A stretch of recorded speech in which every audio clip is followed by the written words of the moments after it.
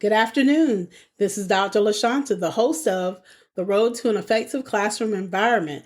And today our topic is about chronic absenteeism.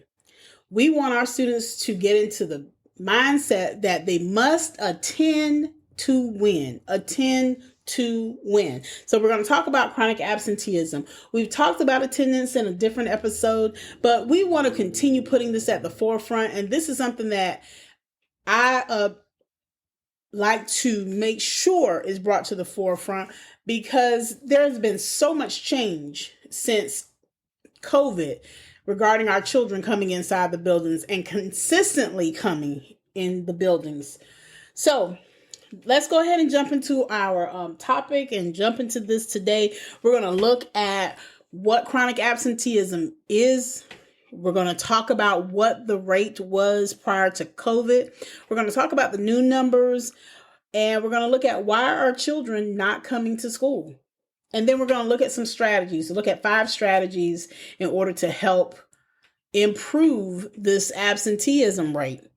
And this information is coming from attendanceworks.org. The strategies we're going to look at is coming from attendancework.org. And this is a website that you could go to as well, parents. And there is a wealth of information there for you as well. And so hopefully those of you that are in school systems, hopefully you've been using that material to give to parents because it's free of charge. And all you really have to do is you can get the information over to your own print shop, get them to print out the pamphlets to give out to the parents. You have it printed at your school from your photocopier, but this is free information that's provided to give to the parents, to give them more information about why it is so important. Even though it seems as if it's an obvious, send your children to school. And this is not the conversation about compulsory laws, but we're going to look at getting the children into the building and why is that not happening. So we'll look at some other topics in relation to attendance later on, but that's what we're going to cover. So how did this topic come to me? I was reading one of my magazines that I receive, again, always trying to grow professionally. The magazine is NEA Today. NEA is the National Education Association. And so on page 15 of that magazine, there's a small article with the heading. This is the heading: chronic absenteeism is still too high. Well, of course, that caught my attention. I work with the attendance team in my building, and so this is something that I'm always trying to keep up with. In education, you have to be versatile, and you're keeping up with a lot of different things. Instruction, you're starting with the instruction piece. And when you don't have the children coming in your building, you got to focus on, well, why is that? And look at why is that absenteeism rate still so high? So in the article, it talks about what the rate was as of 2022, 2023, and it was at 28%. And that is nationally, 28%. Prior to COVID, that rate was 16.2%. So in 2018, 2019, the absenteeism rate was 16.2%. We have seen a jump in the number of our children who are out of school, who are not attending on a regular basis, who are missing many days within the school year. So one thing the article did not have was the numbers for 2021, 2022. And so I researched that information, and it was at 31%. So we have seen a decrease in the chronic absenteeism rate by 3%, from 31% to 28%. So there has been improvement made, but we are still seeing where our kids are not coming in the building as often as they should. So what are the reasons? Why are children not coming in the building? One of the top reasons is that our parents may not feel that the children are safe since COVID. There are some that still feel that having their children exposed to other students in the building, that there's always that chance that we could have a whole nother pandemic-like situation to take place. And so for health concerns, you may have children who are not in the building on a regular basis. Now, I'm not talking about the ones that have taken them out of public school system altogether and they are homeschooling them, but I'm talking about those parents who, if there is something that's going on in the building and they don't want their children exposed, that they bring them out, that they don't allow them to attend. So that's one of the main reasons. We still have parents who are afraid to send their children, and there are still children out there that are apprehensive about being in the buildings themselves, especially during the cold and flu season when there's an outbreak of anything. This is one reason. Another reason that you have children not attending school on a regular basis is that they're bored. Let's just talk about that. That will be a whole nother episode itself, because we've talked about how making sure our students are engaged helps with the classroom environment, keeps them on task so that you don't have a classroom management issue. But guess what? Our children are bored. Some of them don't want to come to school. Now, with having laws in place in which they cannot have their cell phones, and this is not a speech in which I'm advocating that students have their cell phones or have access to their phones 24/7 while they're at school. But I'm giving you just some information to think about. Some students are bored and they would rather be at home playing video games where they can be on their phone and no one's telling them to put it up. Or if there is someone telling them you can't get on your phone unless that person, that parent is taking the phone, the students will find a way to be on them. So students are bored. They're not engaged. The lessons are ineffective. So they don't want to come. Then what are some other reasons why children are not coming to school on a regular basis? Well, some of them are reasons in which there are situations that they cannot control. We have children who are living in hotels. They are living from couch to couch. They are the hidden homeless. They are going from one family member's house to another because their parents cannot afford the cost of housing. And so that can have an impact on those individuals. The further out they are from the schools that they need to attend, that means that they have to have a ride. And so they may miss some days if the car has broken down. Then you have those students who have been out due to surgeries, and surgeries that require them out for 2 and 3 weeks at a time. So if you're out for 3 weeks, you're already at 15 days. Now that is a medically excused absence. It's a lawful absence in most states. It's a lawful absence. I know for the state of South Carolina it's lawful, but it still counts against you. So if you're not keeping up, or if you're not able to keep up with your work, then that's going to have an impact on your academics. We have students who go through trauma. They go through some of the same types of trauma that adults go through. And it can be even more impactful when it comes to their mental stability. But there are numerous reasons as to why children are not coming on a regular basis. And there are many more out there as to why they don't come. But this is something that has to be dealt with head on. If the reason is because our children are bored, if that is one of the top reasons, we have got to do as educators, we have got to make sure, and not just classroom teachers, because even though the classroom teachers are the ones that have the direct impact on achievement, we all as educators play a role in how effective that classroom environment is going to be. And we must be able to be sure that we engage our children fully. If our children are bored, we must engage them better. And that's why growing professionally is so important. It is vastly important. Educators cannot come into a role and think that this is the end all, that you will never go to another PD session.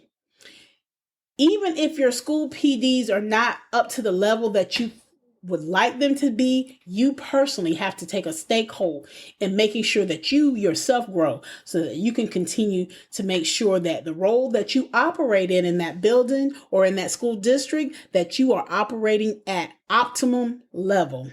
All right. So what are some of these strategies? There are 5 strategies that attendanceworks.org recommends when it comes to helping to improve to reduce chronic absenteeism in the schools. The first strategy is to have a team. Every school should have some type of attendance team in place that meets on a regular basis to look at the data, look at the reasons as to why students are out and who those students are. So you've got to start with a team.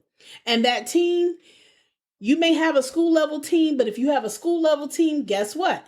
You should also have a district level attendance team that is looking at the data of all the schools within that district and that is supported by the superintendent. Start with a team.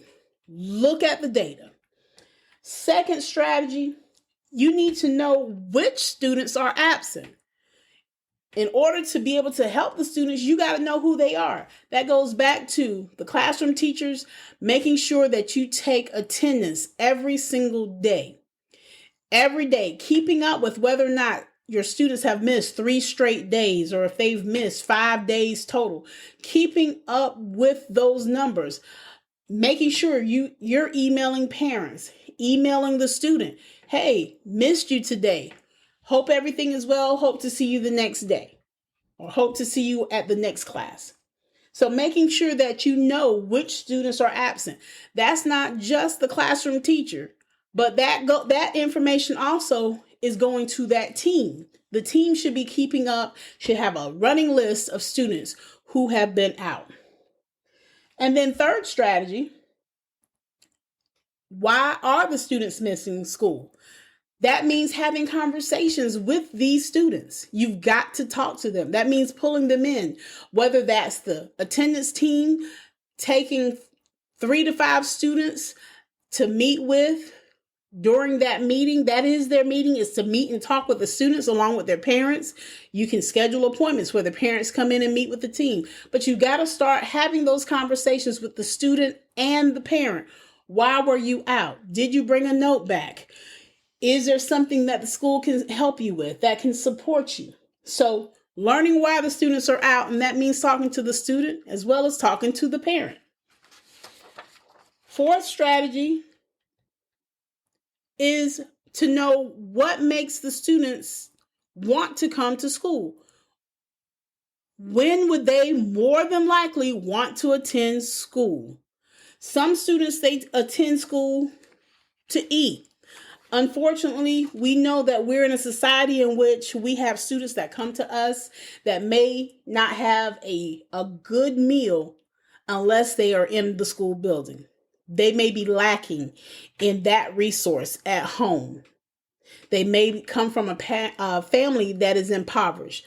And so some come for food.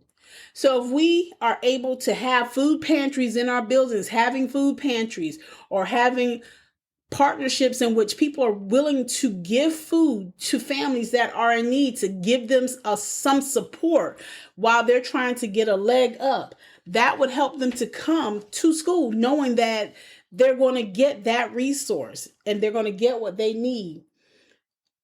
Some students, they are willing to attend school. Here's another topic that we can talk about in another episode and that we've touched on in others, especially when we've had an episode in during October, which is Bullying Prevention Month. Some students, they avoid coming to school because they're being bullied. And we see that bullying numbers have increased because you have cyberbullying that's taking place now. So when we make sure that our students feel safe, then they'll come.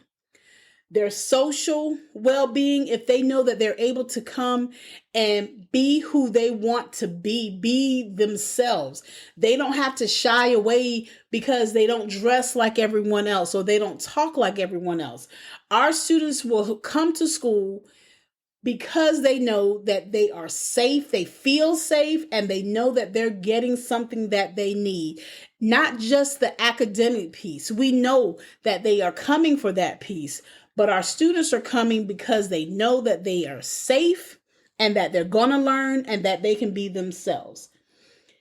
And then a fifth strategy is making sure to put some type of strategy in place. These are already strategies, but you want to put in a strategy that looks at the student academically. You want to look at the student's behavior and look at the attendance. So those three components, when the team is meeting, whether you're doing it as a classroom teacher, whether you're doing it as the attendance team or the district level team, you want to make sure that you have strategies in place, because it is a trifecta. If the students are present, then academics are going to be better and their behavior will be better.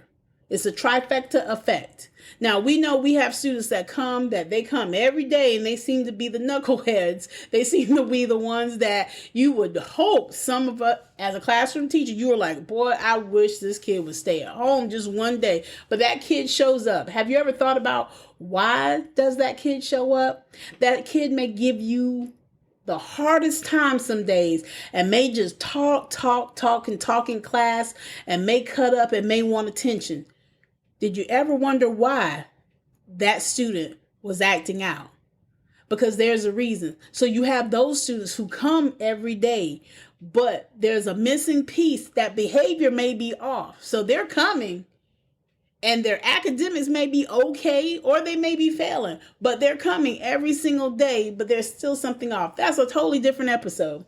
But going back to the strategy, when you're looking at a student's attendance, you've got to take into account what do they look academically and what do they look like behaviorally. Look at those two concepts, as well as throw in another one. Look at how they perform socially. How do they interact with their fellow students? Some of that may be more doing observations in class. As a classroom teacher, you have more of that insight in what your students do and how they are. But just making some notes about certain students that may seem to be a little bit more withdrawn, or they may seem a little bit more outrageous and outgoing, but it may seem as if it's more for attention. Is there something behind that? And we're not saying that all the time a student acts out that it's for them to gain attention because they're missing something or lacking something at home or within themselves. These are all suggestions.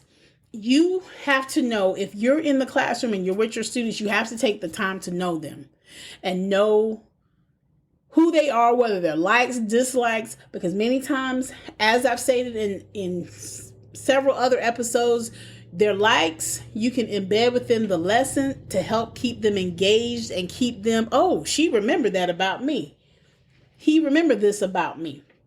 So coming up with some type of strategy of how to deal with the chronic absenteeism rate at your school, looking at the behavior, looking at the social aspect of that student, and looking at the academics, and that can tell you a little bit more about the attendance piece as well. And so that is all that I have for right now. Just want to throw one more thing out. Attendance Works also looks at early warnings in predicting whether or not a student is going to be chronically absent. If you start seeing drops in that student's grades, if you see where the student goes from excelling and doing well to now they're barely holding on to a D or a C, or better, or worse yet, you may see where a student gets an F in the class, that might be a warning that there are some absences that are about to start taking place if they haven't already. Look at if that student is increasing in the number of days. You might have a student that may miss a day here, and then a month later they might miss a day. That's not an early warning. But when you start seeing students missing 3 straight days, or they've missed 5 days in a month, then that is a sign and a cue right there to start looking at what's going on, because that is a lot of days to miss in 1 month. with a student. So pay attention to some of the warning signs. 3 straight days, 5 total days within a month. That is a trigger in looking at that student's attendance, because that is a red flag that they could be chronically absent coming soon.